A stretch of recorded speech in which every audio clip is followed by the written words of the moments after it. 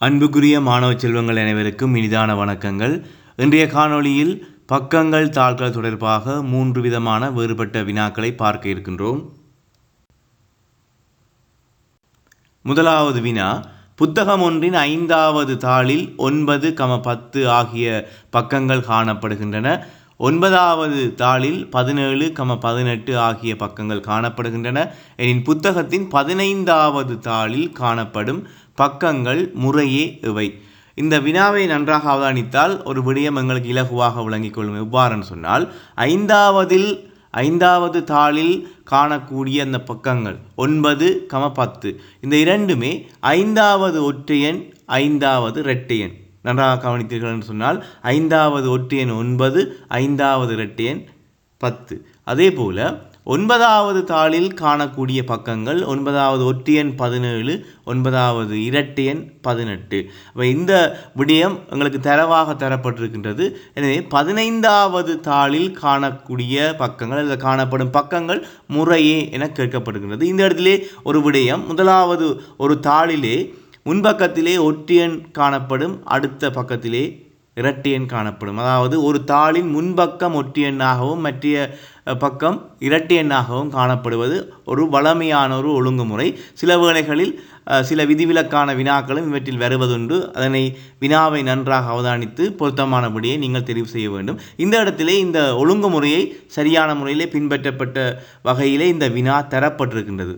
ஒரு தாளில் அதனுடைய ஒற்றையன் இரட்டையன் என்ற ஒழுங்குமுறையிலே பக்கங்கள் காணப்படுகின்றது. உதாரணமாக 5வது தாளில் 9, 10 என்கின்ற போது 5வது தாளில் காணக்கூடிய அந்த இரண்டு எண்களும் 5வது ஒற்றையன், 5வது இரட்டையன். முதலாவதாக ஒற்றையன் வருகின்றது, அதனைத் தொடர்ந்து அந்த இரட்டையன் வருகின்றது. எனவே 15வது தாளில் காணக்கூடிய பக்கங்கள் 15வது ஒற்றையெண்ணும் 15வது இரட்டையெண்ணுமாக காணப்படும். எனவே 29, 30 இருக்கும். 29 15வது ஒற்றையன் 29ஆகவும் 15வது இரட்டையன் 30ஆகவும் காணப்படும். எனவே இந்த 15வது தாளில் காணக்கூடிய இரண்டு பக்கங்களும் முறையே என கேட்கப்பட்டிருக்கின்றது. ஆகவே 29, 30 இருக்கும். அடுத்த வினா, விதித்து வைக்கப்பட்ட புத்தகம் ஒன்றின் 2 பக்கங்களினதும் கூட்டுத்தொகை 345 எனின் அவ்விரு பக்கங்களும் முறையே எவை? இதிலே இன்னொரு வடிவத்திலே இந்த பக்கங்கள் தாள்களோடு சேர்ந்த ஒரு வினா இன்னொரு வடிவத்தில் தரப்பட்டிருக்கின்றது. ஒரு புத்தகமானது விரித்து வைக்கப்படுகின்ற போது 2 பக்கங்கள் எங்களுக்கு தென்படும்.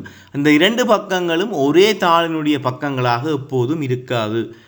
2 பக்கங்களுமே 2 வேறுபட்ட தாள்களுடைய பக்கங்களாக இருக்கும். அடுத்து வரக்கூடிய ஒவ்வொரு தாள்களுடைய 2 பக்கங்களாக இருக்கும். எனவே இந்த இடத்திலே நாங்கள் முக்கியமாக கவனிக்க வேண்டிய விடயம் என்னென்னு சொன்னால், பார்வைக்கு இடது பக்கத்திலே தென்படக்கூடிய பக்கமானது இரட்டை எண்ணாகவும், பார்வைக்கு வலது பக்கத்திலே தென்படக்கூடிய பக்கமானது ஒற்றை எண்ணாகவும் இருக்கும். நாங்கள் ஒழுங்கான முறையிலே அச்சிடப்பட்ட புத்தகமாக இருந்தால் அந்த ஒழுங்குமுறையிலே இருக்கும். ஏன் பார்வைக்கு இடது பக்கம் இரட்டை எண்ணாக இருக்கின்றது என்று சொன்னால், அந்த தாளினுடைய மறுபக்கம் ஒற்றை எண்ணாக இருக்கும். ஏன்னு சொன்னால், விரித்து வைக்கப்படும் போது அந்த ஒற்றையன் மடிக்கப்படும் போது அதனுடைய பின்பக்கம் தான் எங்களுக்கு தென்படும். ஆகவே பார்வைக்கு இடது பக்கத்திலே இரட்டையன் நமக்கு தென்படும், வலது பக்கத்திலே ஒற்றையெண்ணாக. ஏனென்றால் வலது பக்கம் ஒரு புதிய தாளினுடைய முன்பக்கம். எனவே அது வலது பக்கத்திலே தென்படக்கூடிய அந்த பக்கமானது ஒற்றையெண்ணாக காணப்படும். எனவே இந்த 2 பக்கங்களை எவ்வாறு இலகுவாக பார்ப்பதுன்னு சொன்னால், தரப்பட்ட கூட்டுத்தொகையை 2ஆல் வகுக்க வேண்டும். தரப்பட்ட கூட்டுத்தொகையை 2ஆல் வகுக்கின்ற போது இங்கே 172 மீதி 1 கிடைக்கின்றது. எனவே 172 தான் இடது பக்கமாக இருக்கக்கூடிய அந்த இரட்டை எண்ணாக இருக்கும். 172 நமது பார்வையிலே இடது பக்கமாக இருக்கக்கூடிய அந்த தாளினுடைய பக்கத்துக்கான எண்ணாக இருக்க போகிறது 172. எனவே இதற்கு அடுத்த பக்கமாக 1 கூடிய எண்ணாக 173 அமையும். எனவே கேட்கப்பட்ட வினாவுக்கான விடையாக 172, 173 பக்கங்களாக இருக்க போகிறது. அந்த விரித்து வைக்கப்பட்ட புத்தகத்திலே விரித்து வைக்கப்பட்ட 2 பக்கங்களினுடைய கூட்டுத்தொகை 345 இருக்கின்றது. எனவே அந்த குறித்த பக்கங்கள் 172, 173 இருக்கும்.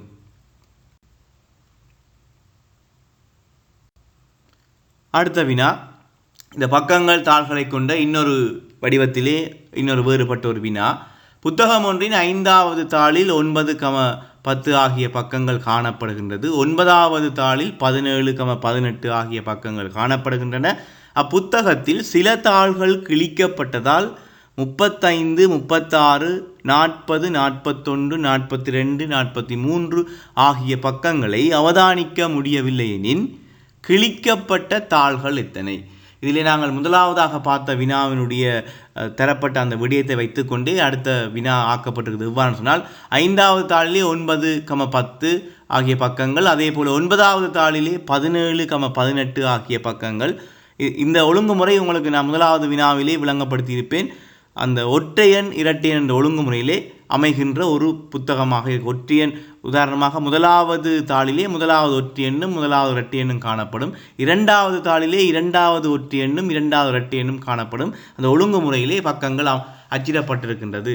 எனவே இந்த ஒழுங்குமுறையை நாங்கள் நன்றாக விளங்கிக் கொள்வதற்காகத்தான் மேலே தரவிலே தரப்பட்டிருக்கின்றது. இந்த புத்தகத்தின் 5வது தாளில் 9,10 ஆகிய பக்கங்கள் காணப்படுகின்றன. 9வது தாளில் 17,18 ஆகிய பக்கங்கள் காணப்படுகின்றன. என்ற தரவு ஏன் தரப்பட்டிருந்ததுன்னு சொன்னால் இந்த ஒழுங்குமுறையை பின்பற்றப்படுகின்ற ஒரு புத்தகமாக இருக்கின்றது, அச்சிடப்படுகின்றது. எனவே இந்த புத்தகத்திலே சில தாள்கள் கிழிக்கப்பட்டதால் சில பக்கங்களை அவதானிக்க முடியவில்லை. இந்த இடத்திலே நாங்கள் இலகுவாக செய்வதற்கு என்னத்தை கவனிக்க வேண்டும் என்று சொன்னால், சிலர் 35, 36 ஒரு தாளாகவும், அதேபோல் 40, 41 இன்னொரு தாளாகவும், 42, 43 இன்னொரு தாளாகவும் எடுத்துக்கொள்வார்கள். ஆனால் அது தவறு.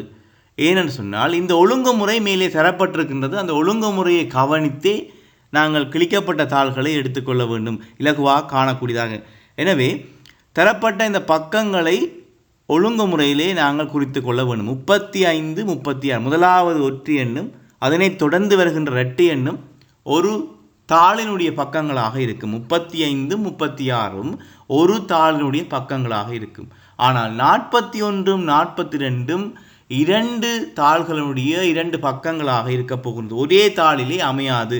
ஏனென்று சொன்னால் 40 இரட்டை எண் ஒரு தாளினுடைய மற்றிய பக்கமாக இருக்கும். அதே போல் 41 ஒற்றையன் ஒரு தாளினுடைய முன்பக்கமாக இருக்கும். இதிலே 41, 42 சேர்ந்ததாகவே ஒரு தாள் அமையப் போகிறது. ஏனென்று சொன்னால் முதலாவது ஒற்றையன் 41, அதனைத் தொடர்ந்து வருகின்ற இரட்டையன் 42. எனவே 41, 42 ஒரே தாளில் அமையக்கூடிய பக்கங்களாக இருக்கும்.